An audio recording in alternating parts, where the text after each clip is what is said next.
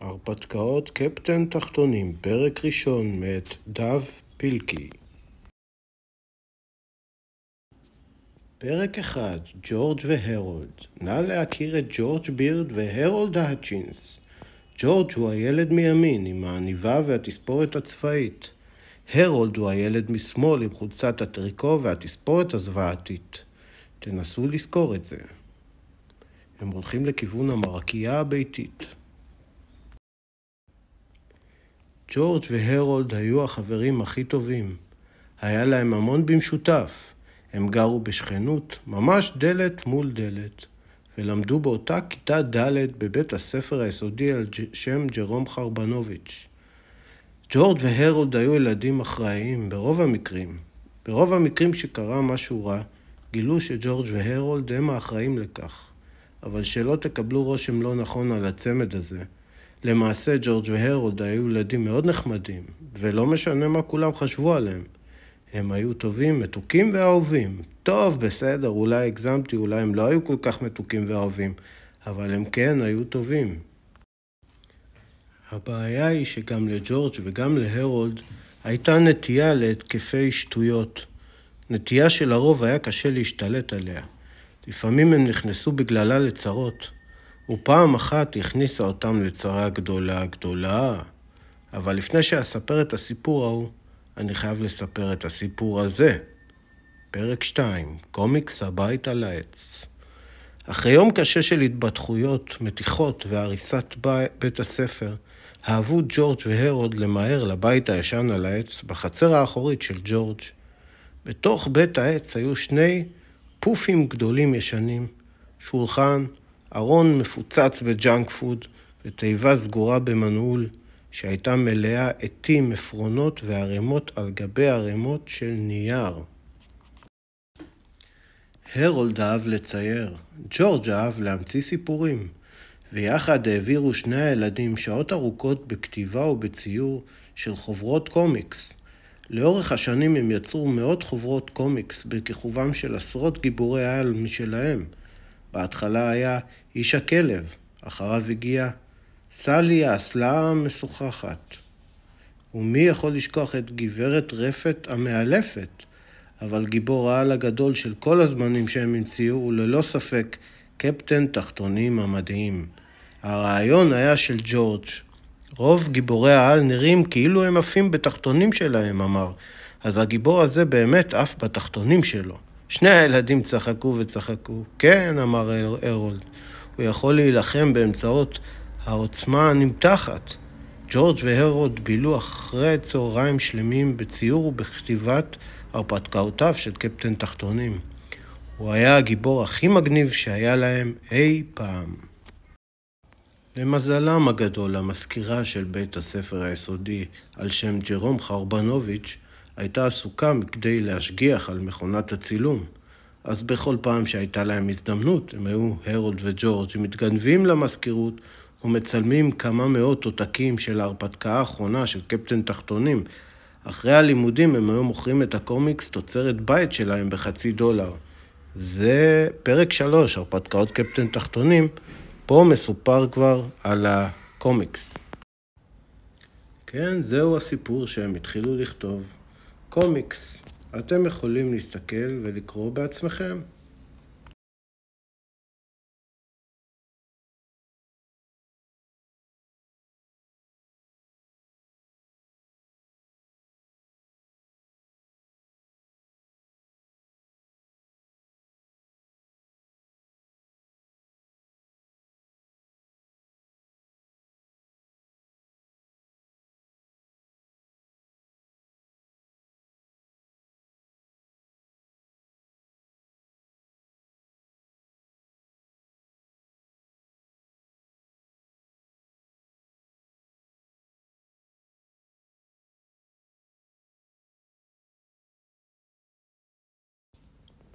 מר פיפיש, הזקן המרושע, פרק 4.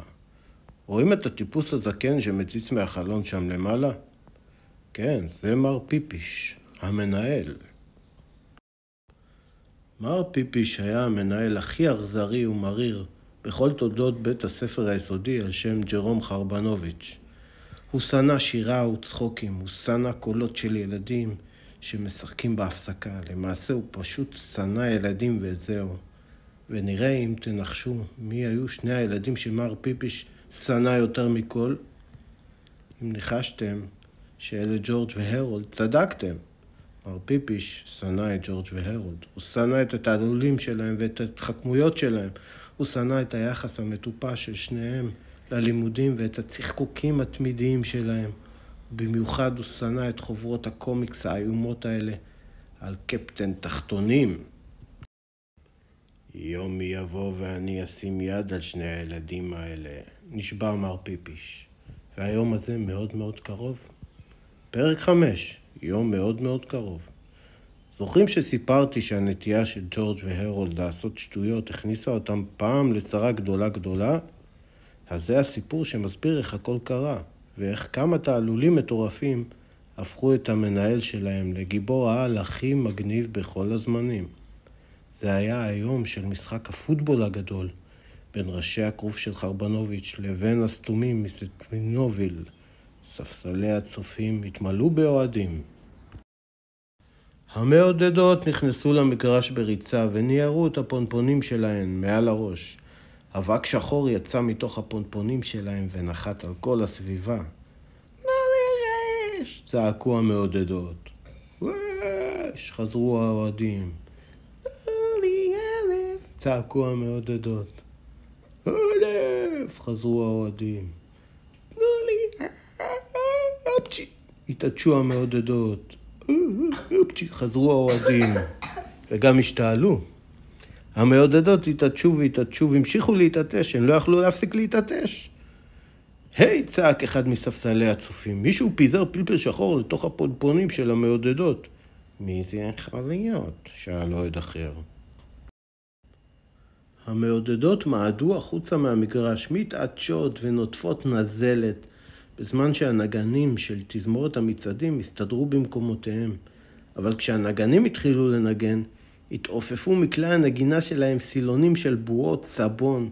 התזמורת צעדה הלוך ושוב במגרש, החליקה והתגלשה והשאירה מאחוריה שובל עבה של קצף בועתי רטוב. היי! צעק אוהד מספסלי הצופים. מישהו שפך קצף אמבטיה לתוך כלי הנגינה של התזמורת. מי זה יכול להיות? שאל אוהד אחר. זמן קצר אחר כך עלו למגרש קבוצות הפוטבול.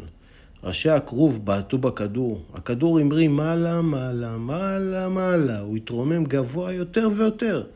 הכדור נסק אל בין העננים והמשיך בלי לעצור עד שכבר לא ראו אותו. היי! צעק אוהד מספסלי הצופים. מישהו מילא את הכדור המשחק בהליום. מי זה יכול להיות? שאל אוהד אחר. אבל הכדור שנעלם כבר לא היה חשוב, כי בדיוק באותו רגע כל ראשי הכרוב התגלגלו על הדשא כשהם מתגרדים ומשפשפים את עצמם כמו מטורפים. גרד! היי! צעק המאמן, מישהו החליף לנו את המשחה לעיסוי שרירים בתמיסה לגירודים עזים של דוקטור תעלולי. מי יכול להיות? צעקו האוהדים מספסלי הצופים. וכך המשיך האירוע כולו עם האנשים שצעקו כל מיני תלונות היי, מישהו הכניס ראשנים ללימונדה, ועד היי, מישהו הדביק את כל הדלתות של השירותים בדבק נגרים. לא עבר זמן רב וכל האוהדים בספסלי הצופים קמו ועזבו את המקום. המשחק הגדול נגמר בניצחון טכני לסטומינוביל, וכל התלמידים בבית הספר היו אומללים ועצובים נורא נורא. כולם, חוץ משני ילדים מצחקקים שהתחבאו בין הצללים מתחת לספסלי הצופים.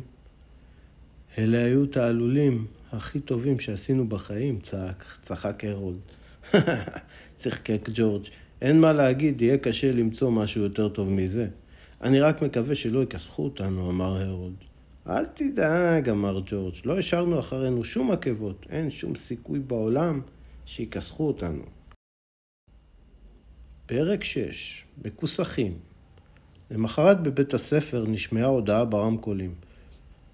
ג'ורג' בירד והרולד האצ'ינס, נא להגיע מיד למשרדו של המנהל פיפיש.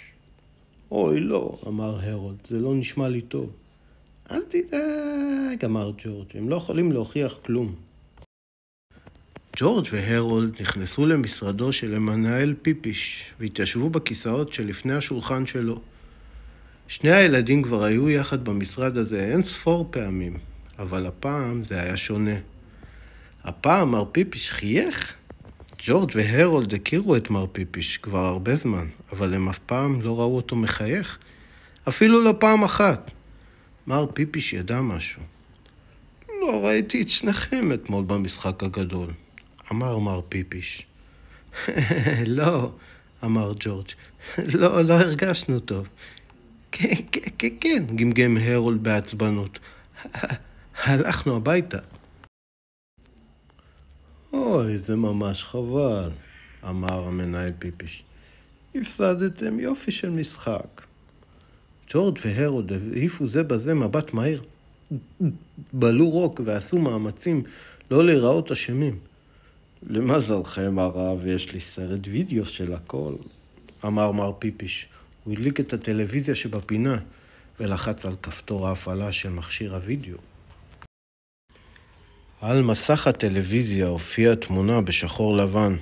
זה היה צילום מלמעלה של ג'ורג' והרולד מפזרים פלפל לתוך הפונפונים של המעודדות.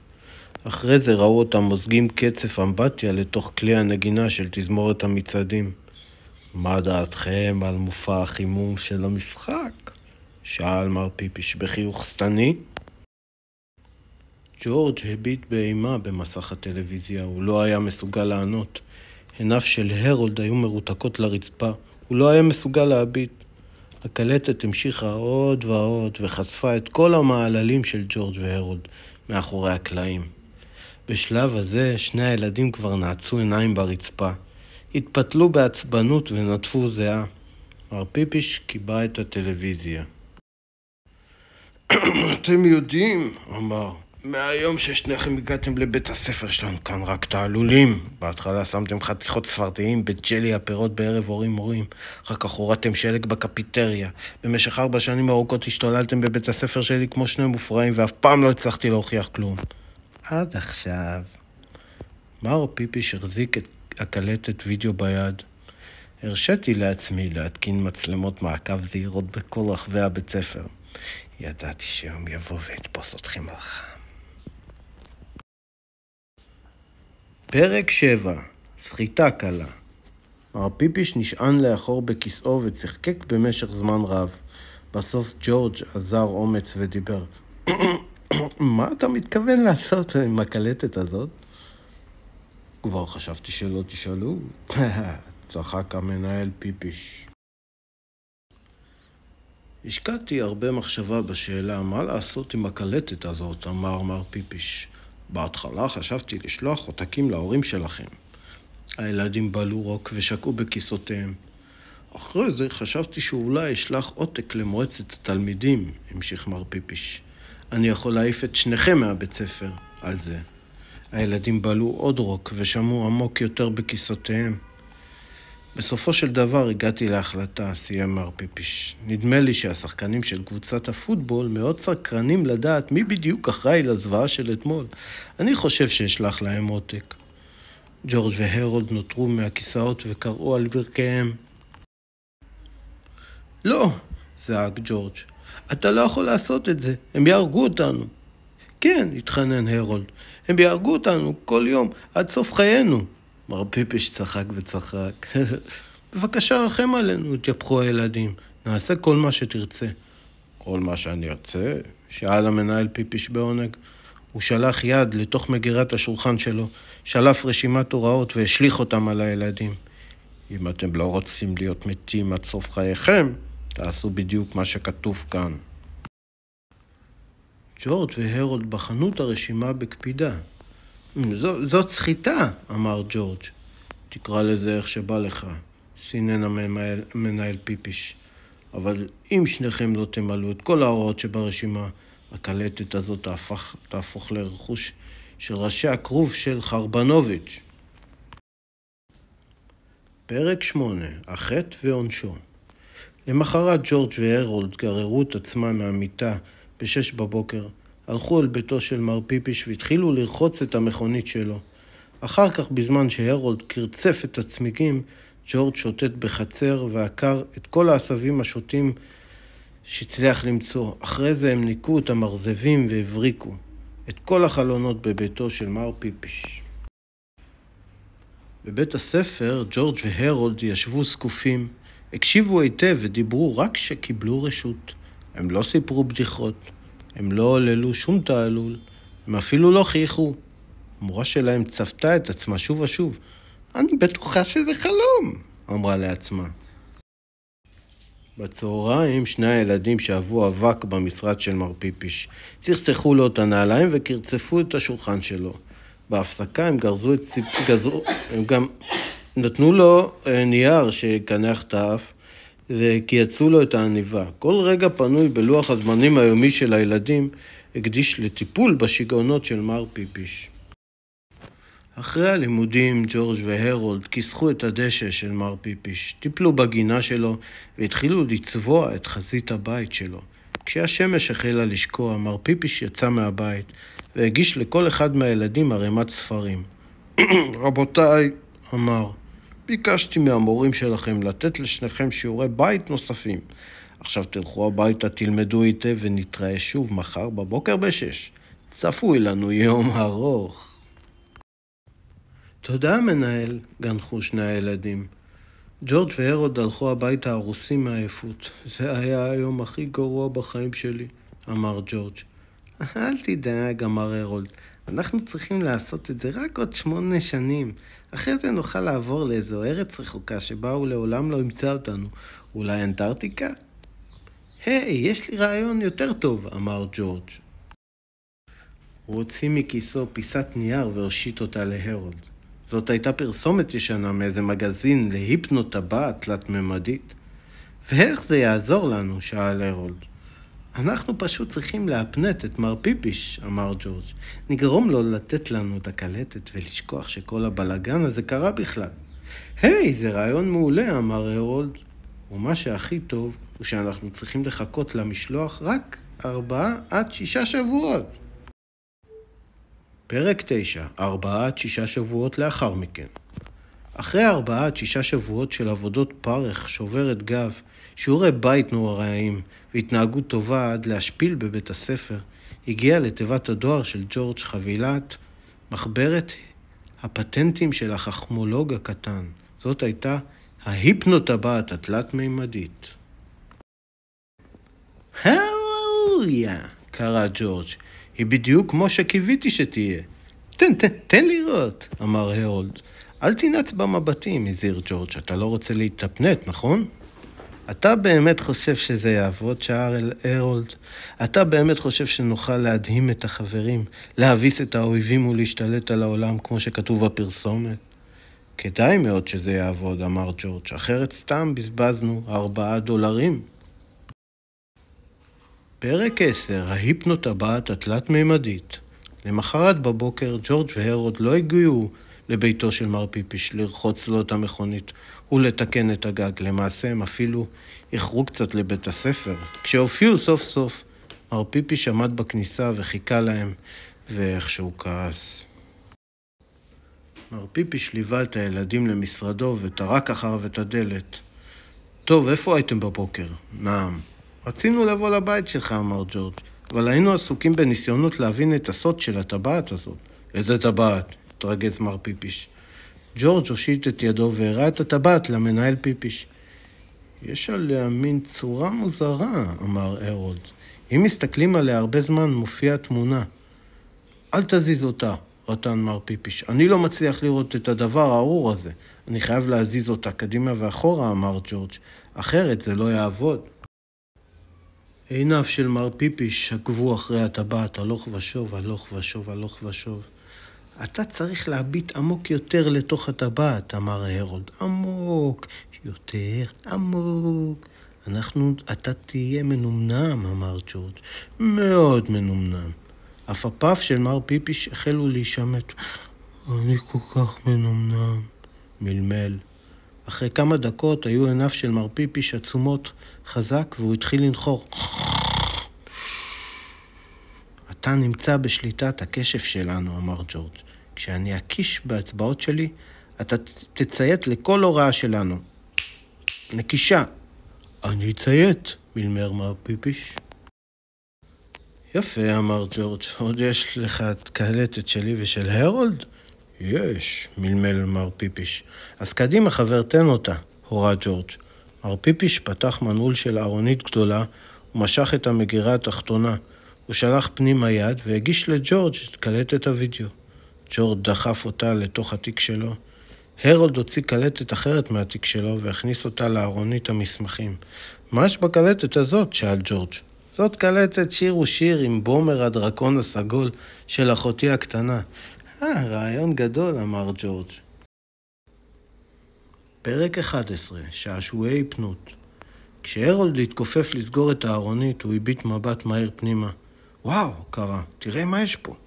הארונית הייתה מלאה בכל מה שמר פיפיש החרים מהילדים במשך שנים. היו שם רוגטקות, קריות, פלוצים, סקטבורדים, קקי כלבים מגומי, מה שרק תרצו. תראה את זה, קרא ג'ורג', ערימה גדולה של קומיקס קפטן תחתונים. יש לו את כל הגיליונות, אמר הרולד. שני הילדים ישבו שעות על הרצפה, קראו את הקומיקס שלהם וצחקו. בסופו של דבר ג'ורג' הרים מבט אל השעון. הופסי, אמר, כמעט צהריים. כדאי שנסדר את הבלגן הזה ונלך לכיתה. הילדים הביטו במנהל שלהם שעמד מאחוריהם כל הבוקר סרוי בטרנס. כמעט שכחתי ממר פיפיש, אמר הרולד. מה נעשה איתו? רוצה לעשות קצת כיף? שאל ג'ורג'. למה לא? אמר הרולד. כבר 4 עד 6 שבועות שלא עשיתי שום כיף. מגניב, אמר ג'ורג'. הוא התקרב למר פיפיש ונקש באצבעותיו. אתה תרנגול, אמר. לפתע ניתר מר פיפיש על השולחן שלו ונפנף בזרועותיו. קרא, העיף בביתה את הניירות שהיו מאחוריו על השולחן וניקר את מחזיק העט והעיפרון שלו. ג'ורג' והרולד השתוללו מצחוק. תן לי לנסות, אמר הרולד. אתה קוף. אתה צריך להקיש באצבעות, אמר ג'ורג'. נכון, אמר הרולד. נקישה. אתה קוף. מר פיפיש ניתר כקפיץ מהשולחן שלו והתחיל להתנדנד מהמנורה. הוא צבח תוך קיפוצים מצד אחד לצד השני של החדר. ג'ורג' והרולד כמעט בכו מרוב צחוק. תורי, אמר ג'ורג', בוא נראה למה נהפוך אותו עכשיו. אני יודע, אמר הרולד, שהחזיק חוברת של קפטן תחתונים. בוא נהפוך אותו לקפטן תחתונים. רעיון טוב, אמר ג'ורג', נקישה. עכשיו אתה גדול גיבורי העל של כל הזמנים. קפטן תחתונים המדהים. מר פיפיש תלש את הווילון האדום מחלון המשרד שלו וקשר אותו סביב הצוואר. אז הוריד את הנעליים, את הגרביים, את החולצה ואת המכנסיים ואת הפאה המכוערת שלו. טרללה! שר. מר פיפיש נעמד לפניהם כמו מנצח כשהגלימה שלו מתנפנפת ברוח שנשבה מבעד לחלון הפתוח. ג'ורג' והרולד היו עמומים. אתה יודע מה שהוא אמר ג'ורג'? הוא דווקא די דומה לקפטן תחתונים. נכון, אמר הרולד. אחרי דממה קצרה, שני הילדים הביטו זה ברזה ופרצו בצחוק. ג'ורג' והרולד אף פעם לא צחקו כל כך הרבה. דמעות זלגו על פניהם בזמן שהתגלגלו על הרצפה וצרחו בהיסטריה. אחרי זמן מה ג'ורג' התרומם מהרצפה כדי להסתכל שוב. היי! קרא ג'ורג', לאן הוא נעלם? פרק 12, החוצה מהחלון. ג'ורג' והרולד רצו לחלון והביטו החוצה. שם במגרש החנייה רץ לו ברנש שמנמן מבוגר לבוש תחתונים וגלימה שהתנפנפה מאחוריו. אנחנו ניפגש להמשך הספר בפרק הבא, פרק 2.